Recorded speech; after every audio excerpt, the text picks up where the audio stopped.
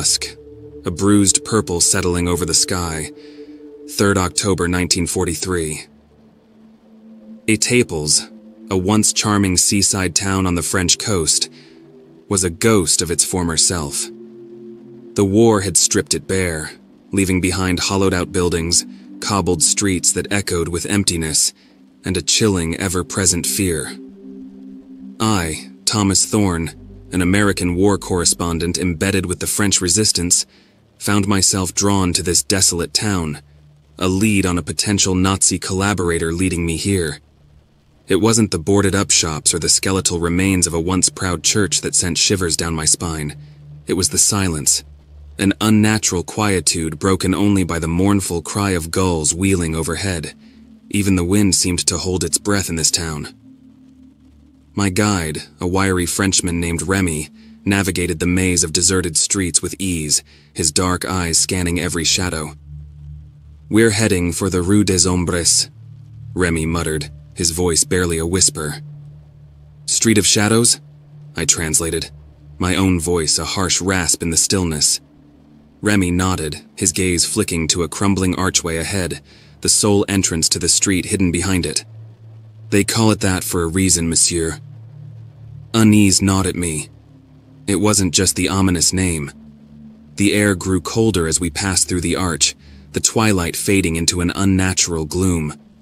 The buildings here were even more dilapidated, the few remaining windows boarded shut with weathered planks. Graffiti, cryptic symbols, and warnings scrawled in harsh black paint marred the walls. My heart hammered a frantic rhythm against my ribs. "There!" Remy pointed to a building that stood apart from the rest, a 3-story monstrosity with a gaping maw of a doorway. Its paint was peeling, revealing sickly yellow brick beneath. It was a building that seemed to exude an oppressive malice, a beacon of something sinister in the dying light. "That's it," Remy said, his voice barely audible. "The Maison Hantée." The haunted house. The name hung heavy in the air, adding another layer of dread to the already oppressive atmosphere. "Are you sure this is the place?" I asked, my voice barely ausquique. Remy shot me a hard look. "Our source is really habile, monsieur. This is where we'll find Durand." Durand, the suspected collaborator, rumored to be feeding information about resistance activities to the Germans, a traitor who needed to be exposed. My resolve flickered momentarily, but the thought of the atrocities the Nazis were committing steeled my nerves. We had to stop Durand, no matter what horrors lurked within this decaying structure. We crept towards the doorway, the silence broken only by the crunch of our boots on the loose cobbles. As I stepped over the threshold, a fetid smell assaulted my nostrils, a sickly mix of mildew and something else I couldn't quite place.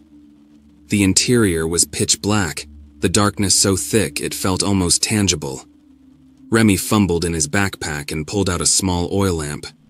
As he lit it, the flickering flame cast grotesque shadows that danced across the walls. Cobwebs, thick and dusty, hung like ghostly curtains. Empty furniture loomed like skeletal figures in the dim light. The air was thick with dust motes that swirled in the lamplight, giving a sense of something malevolent stirring within the walls. "Stay close," Remy hissed, his voice echoing eerily in the vast emptiness. We moved cautiously, the uneven floorboards creaking ominously beneath our weight. The air grew colder, stealing the warmth from my body. Every creak, every groan of the building sent a jolt of fear through me. Suddenly, a sound, a faint rhythmic tapping coming from somewhere deep within the house. It was like a fingernail scratching against wood, a sound that sent shivers down my spine. Both of us froze, our eyes locked in a silent exchange of terror. The tapping continued, growing louder, closer. It seemed to be emanating from the floor above. Taking a deep breath, I gestured for Remy to follow me. We crept up the creaky wooden staircase, the tapping growing more insistent with every step. We reached the landing, a narrow space that led to identical doors on either side. The tapping seemed to be coming from the door at the far end. Remy pulled a pistol from his belt, its metallic glint momentarily catching the faint light. He motioned me to stay back, and then cautiously approached the door. He placed his ear against the cool wood, listening intently. The tapping stopped abruptly, replaced by a low, guttural growl that sent shivers down. My breath caught in my throat as the growl echoed through the empty house. It was a sound unlike anything I'd ever heard, a primal, guttural noise that seemed to emanate from the very depths of the building. Remy froze, his hand hovering over the doorknob. "What is it?" I whispered, my voice barely audible. Remy shook his head slowly, his eyes wide with terror. He slowly drew his pistol back, aiming it at the door. "Don't shoot," I hissed, grabbing his arm. "We don't know what's in there." The growl came again, closer this time, followed by a scratching sound that sent chills down my spine. It sounded like claws scraping against wood. We were trapped. The only exit was the staircase behind us, and whatever was behind the door seemed intent on getting out. Suddenly, a loud bang resonated through the house, the sound echoing off the bare walls. My heart lurched. Remy had fired. "What did you do?" I yelled, fear lacing my voice. Remy didn't answer. He simply stared at the door, his face pale. The silence that followed the gunshot was deafening. Then, a blood-curdling scream ripped through the air, a sound so inhuman that it made my blood run cold. It wasn't Remy's scream. Terror propelled me forward. I shoved past Remy and flung open the door. The room beyond was shrouded in darkness, the only light filtering in from the landing. A single ornately carved wooden table stood in the center of the room, a chair overturned beside it. Blood, a sickeningly dark red, stained the floorboards. Remy was gone. Panic surged through me. I called out his name, my voice echoing hollowly in the empty space. There was no answer. Slowly, I stepped into the room, the floorboards groaning beneath my weight. The air was thick with the metallic tang of blood and something else, a putrid stench that made my stomach churn. My eyes darted around the room, searching for any sign of Remy or whatever had attacked him. A sudden gust of wind extinguished the oil lamp in my hand, plunging me into complete darkness. Blind terror gripped me. I stumbled back, my hand brushing against the cold, damp wall. A low, guttural growl sounded right next to my ear, so close I could feel the hot breath on my skin. I screamed, a primal, raw sound that echoed through the house. Something brushed against my leg, cold and clammy.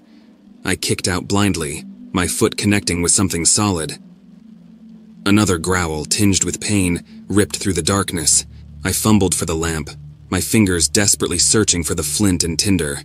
With shaking hands, I managed to relight it, the flickering flame casting grotesque shadows across the room. But what it illuminated chilled me to the bone.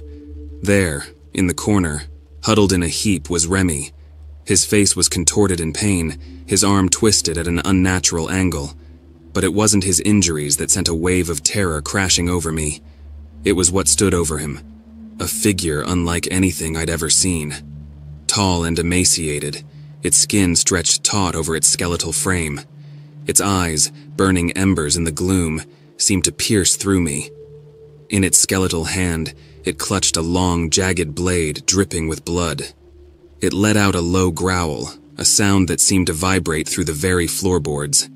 Then, with a speed that belied its emaciated frame, it lunged. I screamed again, throwing myself backward. The creature landed where I had been standing a moment before, its claws scraping against the floorboards. Adrenaline surged through me, momentarily overriding my fear. I scrambled to my feet, my eyes darting around the room for an escape. There was nothing. I was trapped with this monstrosity. It turned its head towards me, its eyes glinting with a malevolent hunger. It opened its mouth, revealing a maw filled with jagged teeth, and let out a blood-curdling shriek. The sound seemed to tear at the fabric of reality. The walls began to vibrate, dust raining down from the ceiling. Cracks snaked across the floorboards, growing wider with each passing second. The floor beneath me gave way, sending me tumbling into a dark abyss. The scream ripped from my throat as I fell, the lamp clattering to the floor and plunging me into complete darkness. I landed with a bone-jarring thud, the breath knocked out of my lungs. Pain lanced through my body, but the primal fear was still the dominant emotion. I lay there, gasping for breath, unable to see a thing. The air was thick with dust and the stench of decay. A distant drip echoed in the darkness, somewhere above. My hand brushed against something cold and smooth. Stone. Panic clawed at me. I was trapped, buried alive under the wreckage of the house. With a surge of adrenaline, I scrambled to my feet, feeling around in the darkness. My fingers brushed against another piece of stone, then another. It felt like a wall, a tunnel. Hope sparked in my chest. I began clawing at the loose stones, pushing aside debris with desperate strength. After what felt like an eternity, a sliver of light appeared in the distance. With renewed vigor, I dug my way towards it, finally bursting into a small, dank chamber. Moonlight filtered through a narrow opening in the ceiling, illuminating the room enough for me to see. It was a crudely carved chamber, seemingly untouched by the destruction above.